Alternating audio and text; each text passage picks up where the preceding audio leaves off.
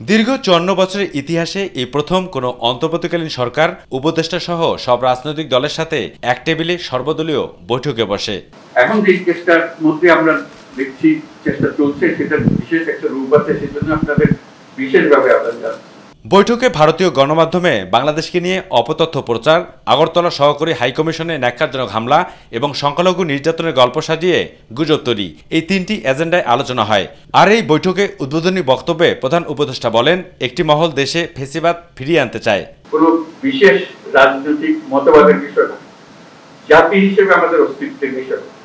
আমরা যে মুক্ত স্বাধীন বাংলাদেশ তৈরি করলাম এই অভ্যুত্থানের মাধ্যমে, সেটাকে তারা মুছে দিতে চায়, তারা আগেরটাতে ফিরে যেতে চায়। এটা মুখে বলছেন আগেরটা, কিন্তু ভঙ্গি হলো আগেরটা ভালো ছিল। এবার আগেরটা কিভাবে তারা নিয়ে আসবে, সে নানা দিক থেকে তাদের চলছে। তারা একটা কাল্পনিক বাংলাদেশ তৈরি করে রাখছে নিয়ে আসে। বুধবার রাজধানীর ফরেন সার্ভিস একাডেমিতে অনুষ্ঠিত এই সর্বদলীয় বৈঠকে অংশ নিয়েছে বিএনপি, জামাত সহ মূল রাজনৈতিক দলের শীর্ষ নেতারা। প্রায় ৩ ঘন্টার বৈঠক শেষে গণমাধ্যমের সঙ্গে কথা বলেন রাজনৈতিক দলগুলোর নেতারা। তুলে ধরেন ভারতীয় আগ্রাসনবাদ গণমাধ্যমের ন্যাক্কারজনক ভূমিকার কথা। যে বাংলাদেশের স্বাধীনতার প্রশ্নে, সার্বভৌমত্বের প্রশ্নে এবং জাতীয় স্বার্থের প্রশ্নে আমরা সবাই আপনাদের পিছনে আছি। আপনাদের সিদ্ধান্ত এবং এই লড়াইয়ের সাথে আমরা অংশীদার। ভারতের সাথে সম্পাদিত আমাদের সমস্ত চুক্তিগুলো রিভিউ করা, যে সমস্ত চুক্তি আমাদের জাতীয় স্বার্থের পরিপন্থী সেগুলোকে যাতে বাতিল করা হয়, সেজন্য বিভিন্ন রাজনৈতিক দলগুলো সরকারের কাছে প্রস্তাব দিয়েছেন। আমরা বলেছি বাংলাদেশের বিরুদ্ধে ভারত সহ অনেক জায়গা থেকেই আমরা দেখতে পাচ্ছি একটা মিস ইনফরমেশন যুদ্ধ চলছে, অসত্যের যুদ্ধ চলছে। আমরা বলেছি সত্য দিয়ে আমাদেরকে এই যুদ্ধ মোকাবেলা করতে হবে। আর আইন বিষয়ক উপদেষ্টা ডক্টর আসিফ নজরুল বলেন, আওয়ামী লীগ সরকারের আমলে ভারতের সাথে যত চুক্তি হয়েছে সেগুলো প্রকাশের দাবি এসেছে বৈঠকে। রামপাল সহ যেসব চুক্তি বাংলাদেশের জন্য ক্ষতিকর সেগুলো বাতিলের দাবি তোলা হয়েছে।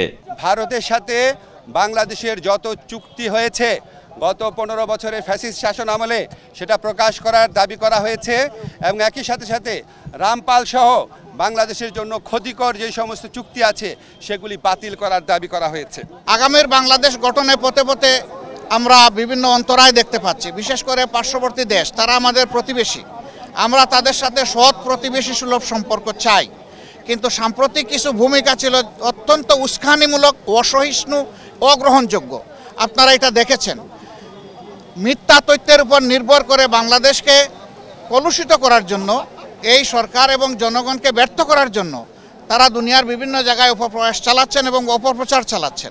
ভারতের অপপ্রচারের বিরুদ্ধে গোটা জাতি ঐক্যবদ্ধ রয়েছে, তাই সবাই মিলে একটি সমাবেশ ও কাউন্সিল করতে পারে কিনা তেমন একটি প্রস্তাবনা উঠে আসে এই বৈঠকে বলে জানান রাজনীতিবিদরা। মাননীয় প্রধান উপদেষ্টা বলেছেন, জাতীয় ঐক্য সৃষ্টি করার জন্য তিনি যথাযথ পদক্ষেপ গ্রহণ করবেন।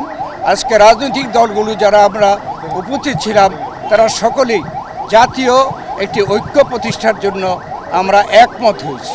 আমাদের আন্তর্জাতিক গণমাধ্যম সহ বিভিন্ন খ্যাতনামা প্রতিষ্ঠানে যারা কর্মরত, তাদেরকে নিয়ে সোশ্যাল মিডিয়া, মেইন স্ট্রিম মিডিয়ায় এই অপপ্রচার এবং প্রপাগান্ডার বিরুদ্ধে একটা সঠিক ক্যাম্পেইন করার জন্য আলোচনা হয়েছে।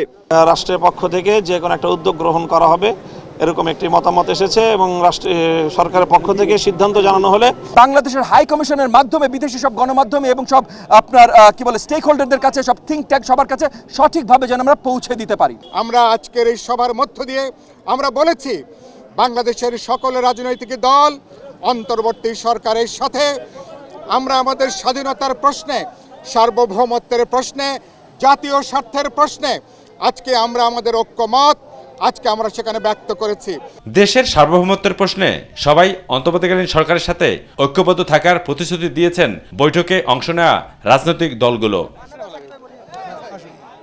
আবু সেতপু, মাই টিভি, ঢাকা।